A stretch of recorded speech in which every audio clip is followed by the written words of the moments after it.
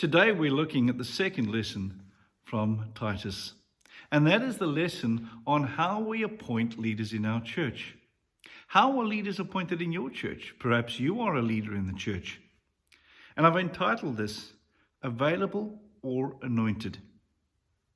You see, Paul commands Titus, and he says, you should appoint elders in every town, as I directed you. In that time in history, leaders were appointed by the spiritual shepherd, who obviously knew what to look for in a leader. That's not very often what happens in our world today. We are more of a democratic system. And often we sit there and say, we need so many leaders to fulfill a certain quota, and who is available? That's a horrendous system, and we vote on that. Actually, what we need to do is work out who is anointed. Who is the person that gets what God is doing in that place, who has a spiritual life to match that. That's the person who should be appointed as a leader.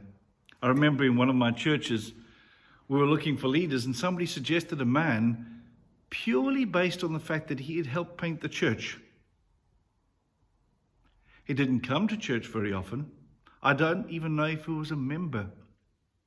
And certainly nobody had had a conversation to find out whether he was a believer.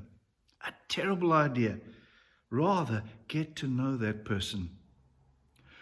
Paul continues and says, somebody who is blameless. Well, that just puts us all out of the picture. Married only once, whose children are believers and not accused of debauchery or rebelliousness.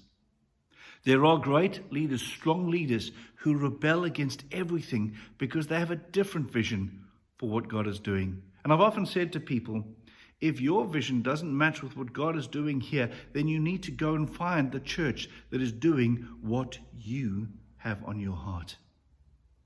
Now, I've got to say, I've had leaders whose children aren't believers because they found the faith later in life, and they are excellent leaders. I've had leaders who've been through a divorce and then found the Lord and become fantastic leaders.